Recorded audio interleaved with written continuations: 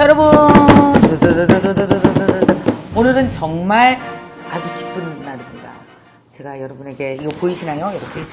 이렇게 요 하트 박스 안에 과연 뭐가 들었을까요? 발렌타인데이도 아닌데, 예, 저한테는 이게 그 어떤 날보다 기쁜 날입니다. 여러분도 함께 축하해 주세요, 여러분. 자, 뭐냐 하면요, 이게 지금 이거 어디서 도착한 거예요? 북21 출판사에서 도착을 했군요. 이게 출판사에서 이렇게 예쁘게 저한테 포장을 해서 보냈습니다. 뭐가 이렇게 들었을까? 한번 보겠습니다. 야, 이거는 뭐지? 자, 엄마의 자존감 공부라는 책인데, 자, 여기 한 권 있고요. 자, 그 다음에 여기 또 있네요. 요거 무슨 책이 이렇게 여러 가지일까? 신기하네. 자, 여기 또 있고요. 하나, 둘, 세 개의 책이 박스를 풀었더니 들어있습니다. 근데 이 세 책은요, 가만히 보니까 스페셜 에디션으로 나왔대요. 스페셜 에디션이 뭐냐면은 한정 수량으로 제가 2년 전에 쓴 엄마의 자존감 공부라는 책을 되게 예쁘게, 완전 예쁘게 소장 가치 있게 예쁘게 만든 게 바로 이 스페셜 에디션인데, 이거는 교보문고에서 나온 거고요. 보니까 이 책은 진짜 신기한데, 이거는 이렇게 얇아요, 책이. 그것도 1, 2권으로 돼 있으니까 얼마나 편한지 몰라요. 자, 요 책, 요렇게 세트는요, 알라딘에서 나왔습니다. 알라딘 서점 들어가시면 여러분 구매하실 수 있고요. 자, 요 예쁜 책 있잖아요. 또 이거는 또, 이렇게 디자인을 엄청 예쁘게 했네요. 자, 요 책은 어디서 나왔을까요? 예스24에서는 이렇게, 이건 예스24에서 나온 책입니다. 예스24, 알라딘, 그리고 이거는 교보. 이렇게 예쁘게 다 하나하나 완전 디자인을 새롭게 해서 나왔어요. 그래서 요거만 있는 줄 알았더니 그게 아니고요. 이렇게 굿즈 상품이 있습니다. 이게 지금 요거는 알라딘에서 나온 굿즈 상품은 이렇게 마스킹 테이프입니다. 제가 이 마스킹 테이프를 엄청 좋아하거든요. 저는 원래 이런 거 읽으면서 이런 부분에다가 여러분 이렇게 탁 붙여주면 얼마나 이뻐요. 제가 되게 좋아하거든요, 마스킹 테이프. 이렇게 책 읽으면서 붙이면서 메모해 가시면서 하면 너무 좋을 것 같습니다. 자, 이렇게 마스킹 테이프 딱 이쁘게 들어있어요. 요 마스킹 테이프 들어있는 거는 어디냐고요? 알라딘에서 나온 거고. 또 여기 보시면은 이거는 예스24에서 나온 거죠. 그죠? 예스24에서 나온 거는 이렇게 파우치를 주시나 봐요. 이쁜데요. 노란색도 있고 요색도 있고. 역시 여기 예스24에서 나온 것도 읽기 좋게 아주 손에 딱 들어오게 이렇게 만드셨네요. 자, 그 다음에 우리 교보문고에서는, 와, 이것도 내가 좋아하는 거네. 저는 이런 걸 왜 이렇게 좋아하는지 모르겠어요. 학용품 좋아서 너무 좋아하잖아요. 여기는 이렇게 예쁜 메모지들이 쫙 있어서 이 메모지도 정말 쓸만하네요. 이렇게 메모지도 교보에서는 이렇게 드린답니다. 여기 있는 굿즈들은요, 랜덤으로 하나씩 여러분이 책을 사시면 발송이 된다고 얘기합니다.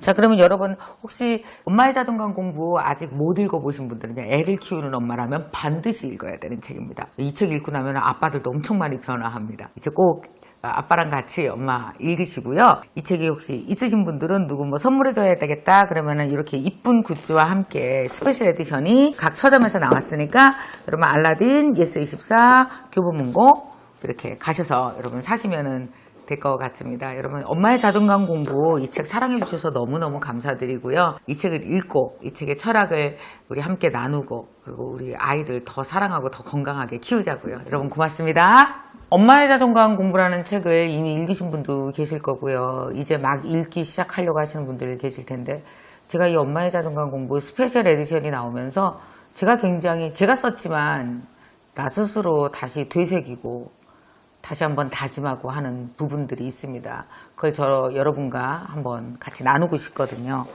이런 제목의 글이 있습니다. 부모의 사랑으로 자라는 아이의 자존감. 자존감의 세계에서는 어른이나 아이나 다를 것이 없다. 15살 사춘기 때 아무리 방황하더라도 그래도 나는 괜찮은 사람이야 라는 느낌을 가져야 하고, 28살이라면 그 나이에 걸맞는 자존감을 가져야 크고 작은 상처가 나도 자신을 일으켜 세울 수 있다. 자존감이야말로 스스로 나를 지키고 키워가는 힘이다. 우리 모두는 태어날 때부터 이런 자존감을 갖고 있으며 몸이 커가는 만큼 자존감도 함께 커가야 한다. 몸이 크려면 영양분이 필요하듯이 자존감도 부모의 사랑과 믿음이라는 양분을 먹고 자란다. 그런데 만약 부모가 그 양분을 제대로 주지 못한다면 어떻게 될까? 양분은커녕 아이의 마음에 상처와 불안을 지속적으로 준다면 어떻게 될까? 아이는 성장을 멈춰버리게 될 것이다. 어릴 때 척추에 큰 손상을 입거나 영양실조에 걸리면 키가 자라지 않듯이 마음의 양분이 없다면 마음의 키가 더 이상 자라지 않게 된다. 그리고 이 후유증은 생각보다 너무나 오래간다. 나는 지난 30년간 이런 이들을 수없이 봐왔고 지금도 종종 목격하고 있다. 나를 낳아준 사람, 어릴 때는 세상에 전부와 다를 바 없는 부모에게서 인정받지 못하고 사랑받지 못한 상처는 삶 자체를 무기력하게 만들어버린다. 나를 지키는 힘이 없으니 사소한 일에도 흔들리고 나를 키우는 힘이 없으니 하고 싶은 일이 생겨도 도전하지 못한다. 아무리 좋은 머리라도 아무리 좋은 집안 배경을 가져도 25살 이후 놓친 자존감 문제만큼은 결국 해결하지 못한다. 스스로 영혼의 펌프질을 멈춘 이들은 평생 부모의 숙제가 된다. 아무리 옆에서 펌프질을 해줘도 멈춰버린 아이의 심장은 다시 뛰게 하기 너무 힘들다. 정말 주옥 같네요. 내 책 보고 내가 이런 말 하는 거 너무 웃기긴 하지만 여러분, 이 말은 저는 되게 시골 사람이잖아요. 시골에서 자라서 수없이 많은 사람들을 봐왔고 또 같이 성장한 친구들도 있습니다. 우리 생각에 공부 잘하고 집안 좋고 돈 있고 그러면 되게 잘 될 것 같잖아요. 안 그래요. 25살 이후는요, 내가 갖고 있는 자존감의 함량만큼 걔가 세상과 호흡하고 세상과 거래하고 세상과 합쳐지고 그 합친 게 본인 자신이 되더라고요. 자존감이 진짜 중요하더라고요. 근데 엄마들은 이 자존감이 무엇인지 제대로 잘 모르는 것 같아요. 한마디로 정의해 드리겠습니다. 자존감은 나는 정말 괜찮은 사람이야. 집이 가난해도 공부를 못해도 어렸을 때 별 재능을 두각을 나타내지 못해도 이거는 무조건 있어야 되는 거예요. 자존감. 이게 가슴 안에 꽉 차 있잖아요. 그럼 나중에 어떻게 되는지 아십니까? 자존감이 있는 아이는 무엇인가 자기의 관심사, 세상의 관심사는 수만 가지예요. 그 관심사 중 하나가 딱 잡게 되잖아요. 그러면 자존감이 있는 아이는 어때요? 관심사와 나는 정말 괜찮은 사람이라는 감정이, 그게 열정입니다. 그게 합쳐지기 시작해요. 나는 괜찮은 사람이라는 감정과 내 관심사가 합쳐지면 뭐가 돼요? 열정이 생기죠. 열정이 생기면은 그 다음부터 뭐가 될까요? 자발성이 생기죠. 막 신나요. 신나서 막 하루에 5시간, 6시간씩 해요. 그래서 자발성이 생겨서 그걸 열심히 노력하면서 육체 노동을 막 하기 시작하면 갑자기 그 아이는 탁월해집니다. 탁월해지면 어떻게 돼요? 드디어 자존감의 결과인 각자 자기 나름이 원하는 성공을 하게 되는 거죠. 자존감처럼 중요한 재료는 세상에 없습니다. 국영수 따위가 자존감을 어떻게 따라잡아요? 여러분, 제일 중요한 게 자존감입니다. 이게 뭔지 궁금하시고 이걸 어떻게 키워야 되는지 궁금하시다면, 또 내가 혹시 잘못하고 있지 않을까 그에 대해서 두려우시다면 여러분이 꼭 엄마의 자존감 공부, 이 책을 읽어보시기 바랍니다. 자, 이번에는 본격적인 아이 양육에 대한 엄마들의 생각에 대해서 좀 같이 생각해 볼 수 있는 글을 하나 읽어 드릴게요. 제목은 아이 양육은 20년 프로젝트가 아니다. 가끔 젊은 엄마들을 보면 엄마 노릇이 보통 고생스러운 게 아니다. 아이 어렸을 때부터 영어 유치원이며 학원이며 쫓아다니라 정신이 쏙 빠져있고 방학 때마다 선행학습에 악기 한두 개씩 가르치는 건 기본. 아이가 중학교에 들어가고부터는 거의 입시 전문가로 변신한다. 매일 애를 데리고 숨막히는 레이스를 계속 뛰다 보면 어느 날 스스로에게 묻게 된다. 나 정말 이거 애 잘 키우는 건가? 나 지금 뭐 하고 있는 거지? 멈춤 혹은 유턴. 표지판 앞에서도 이 게임에서 쉽게 빠져나오지 못하는 이유는 온 국민이 합의한 명제 때문이다. 바로 좋은 대학에 들어가야 좋은 직장에 들어가고 그래야 괜찮은 짝 만나서 잘 살 수 있다라는 대명제. 이는 곧 이 공식을 따르지 못하면 아이와 나 둘 다 실패자가 된다는 뜻이기도 하다. 두려움과 스트레스가 엄마를 옥죄한다. 결국 엄마도 아이도 인생의 승부처인 20살의 성과를 내기 위해서 미친 듯이 뛸 수밖에 없다. 한마디로 자녀 교육이 20년짜리 프로젝트가 되는 것이다. 이 프로젝트의 관점으로 보면 소위 말하는 돼지 엄마들의 극성이 이해가 된다. 착수는 빠를수록 좋으니까 5살부터 조기 교육에 들어가야 되고 10년 차부터는 승부수를 띄워야 하니까 초등학교 3학년 성적이 평생 간다고 얘기할 법하다. 이 기준에서 보자면 내 인생도 진작 망했어야 했다. 중학교 때는 일찌감치 수학을 포기해서 시험 때마다 1번을 쭈르륵 찍었다. 학교 선생님이 되라는 엄마의 말은 귀뚱으로도 안 들었고 대학에 들어가서 괜히 음대에 들어왔다고 후회하면서 엄마를 괴롭혔다. 기껏 졸업시켜놨더니 취업도 제대로 못하고 피아노 한 대 놓고 동네 애들을 가르쳤다. 그러고는 엄청 가난한 남자랑 결혼했다. 20살, 아니 20대까지 내 인생에서는 눈 씻고 찾아봐도 도대체 부모님께 보여드릴 만한 성과가 하나도 없었다. 나는 계속 변화했고 이걸 하다 보면 딴 걸 하고 싶어 했고 엄마가 시키는 건 죽어도 하기 싫었다. 원래 공부 아닌 재능은 20살 이후에 비로소 드러나는 경우가 태반이다. 20살까지는 인생의 워밍업에 불과하다. 20살 이후 직업과 전공을 바꾸는 일이 부지기수고 이 또한 정상이다. 부딪히고 깨지면서 30살부터 인생이 역동적으로 달라지는 자녀들이 많다. 그리고 한 직업을 택해 무르익는 데는 최소한 20년의 시간이 걸린다. 나이 40 무렵에나 성과가 나기 시작하고 나이 60에나 그 일이 완성된다. 따라서 자식에게 20년 안에 성과를 바랄 것이 아니라 최소한 60년 정도 시간은 줘야 된다. 아이를 키운다는 것은 생명을 키우는 일이지 20년 만에 끝나는 프로젝트가 아니다.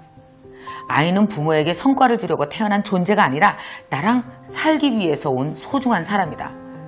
살다 보면 저절로 아이가 꽃피는 시기가 오고 그때 옆에서 같이 기뻐해주고 안아주는 게 엄마다. 어때요? 제가 이거 읽어드렸는데 이런 얘기 하신 분 있어요? 아이고 세상에 속 터져라 맘 편한 소리 하고 있네 뭐 이러셨습니까?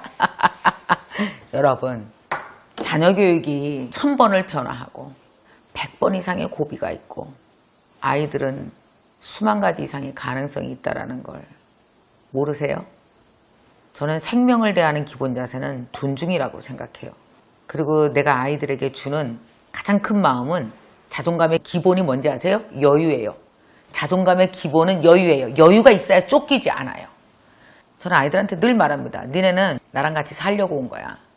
20살에 좋은 성적으로 좋은 대학 들어가서 엄마한테 뭐 은혜 갚으려고 온 거 아니야. 너랑 나랑은 채무 관계가 없어. 나도 그냥 힘들게 사는 중이야. 살면서 가끔씩 실수도 하고 가끔씩 힘들어하면서 사는 중이야. 그러나 최선을 다해서 엄마는 되게 괜찮은 사람이다라는 생각을 갖고 살아. 그러니까 니네도 마찬가지야. 우리 여유 있게 천천히 가자. 이 얘기 했거든요. 여러분 어떠십니까? 아이들 쫓기게 하고 있지 않아요? 쫓기는 바람에 아이들이 내보여야 될 것만 신경 쓰느라 정말 자기가 무엇을 갖고 있는지 본인이 얼마나 괜찮은 사람인지 혹시 모르고 살진 않나요? 만약에 혹시 아이들은 20년 프로젝트고 옆집 여자랑 경쟁하면서 막 뛰어서 이거 해야지 좋은 엄마 된다고 착각하셨던 분들 자녀 교육 그렇게 쉽지 않습니다. 쉽게 끝나는 거 아닙니다. 우리 평생 같이 잘 살아가는 거거든요. 그렇게 착각하신 분들은 이 부분을 꼭 한번 읽어보시기 바랍니다. 엄마들이 진짜 이런 얘기 하거든요.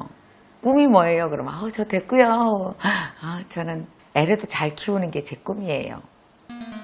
여러분 제 경험으로는 애만 잘 되는 집이 없더라고요. 엄마 아빠가 다 같이 성장해야지. 이걸 한번 읽어보시고 여러분 생각을 한번 이 책 안에 담아 보시기 바랍니다. 자, 부당한 미안함은 아이를 멀어지게 한다. 집은 아이 하나만 잘 되기 위한 공간이 아니다. 우리가 나이 90까지 정신적으로 성장하려면 3분의 1만 크고 온 남자도 더 커야 되고 엄마도 어른답게 더 커야 된다. 아빠도 엄마도 아이도 가정이라는 공간 안에서 행복하게 성장해야 될 권리가 있다. 사실 부모도 아이들에게 차마 말은 못하지만 가끔은 본전 생각이 나기도 한다.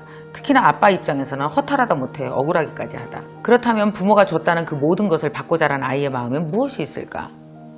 자신이 원치 않는 꿈을 강요당했고 도달할 수 없는 커트라인에 맞춰 매일 평가받으면서 자란 아이들의 마음엔 오직 미안함만 있을까? 물론 어릴 땐 미안해야 한다. 그러나 나이가 들고 머리가 커지면 아이들도 다 알게 된다. 그것이 부당한 미안함이었음을. 아이 하나만 잘 되면 된다는 꿈 몰아주기 프로젝트는 짧게 보면 성공적으로 보일지 몰라도 길게 보면 대개는 가족관계의 불균형으로 결론이 난다. 가족은 아이만 잘 되고 나머지는 희생해야 되는 집단이 아니다. 나이 40 먹은 남자도 여자도 건강히 성장해야 하고 이제 막 초등학생인 아이도 성장해야 한다. 가족은 골고루 각자의 꿈을 향해 가면서 서로의 실패를 보듬어주고 역량을 나눠주기도 하면서 서로 다른 독립적인 꿈을 지원해야 할 집단이다. 누구 하나 억울한 사람 없이 다 함께 성장하는 공간, 그래서 서로에게 고마워하는 이들의 공동체, 이것이 바로 가장 건강한 가족의 모습이다. 자, 가족과 아이와 성장의 문제에 대해서 한번 생각해 보셨으면 좋겠어서 제가 이 글을 쓴 겁니다. 엄마들이 얘기해요. 애를 잘 키우면 된다고. 근데 여러분 이거 생각해 보십시오. 무엇인가 줄 수 있는 사람은 그걸 가지고 있는 사람이어야 돼요. 엄마가 자존감이 있어야 아이한테 자존감을 줄 수 있고요. 엄마가 여유가 있어야 아이를 여유 있게 기를 수 있고요. 엄마가 쫓기면 애도 쫓겨요. 결국은 엄마가 이제 좀 심하게 말하면 어느 정도까지 얘기할 수 있냐면 어떤 집은요 정말 거의 애 키우는 공장이라는 느낌이 들어요. 이러다 보니까 정말 심각할 정도로 집안에서 갈등이 생기고 불균형이 생기거든요. 그러다 보면 남편은 남편대로 억울하고 부인은 부인대로 희생한 것 같고 애는 애대로 억울해요 안 억울해요? 억울해요. 그럼 부모는 뭐라 그래요? 네가 뭘 했다고 억울해. 너 뭐 이 좋은 환경에서 그럼 공부 그것도 하라니까 그것도 못하냐? 그럼 애들은 막 죽을 것 같잖아요. 내 생명의 본질을 이해하지 못하는 부모와 이렇게 살아야 된다는 거. 그러다 보면은 애 하나 잘 키우려다가 모든 것이 다 어그러지는 집안이 너무 많습니다. 너무 많아요. 그런 집. 여러분 애 키우는 공장 되시면은 안 됩니다. 큰일 납니다. 큰일 나요. 그러니까 여러분 혹시 우리 집 애 키우는 공장 아니야? 이 남자도 너무 슬프고 나도 자존감 떨어지고 애는 애대로 더 기운은 떨어지고 우리 집 이게 뭔가 이렇게 속상하신 분은 이 책을 처음부터 엄마의 자존감 공부라는 이 책 그 처음부터 끝까지 쭉 읽어보시면서 여러분의 생각을 다시 한번 정리해 보셨으면 좋겠어요. 여러분 충분히 집안에 있는 모든 타고난 역량만으로 여러분들은 충분히 행복해질 수 있고 성장할 수 있고 그리고 더 좋은 가정 만들어 나갈 수 있는 그런 분들이십니다. 스스로를 믿고 이 엄마의 자존감 공부 한번 제대로 공부해 보시기 바랍니다.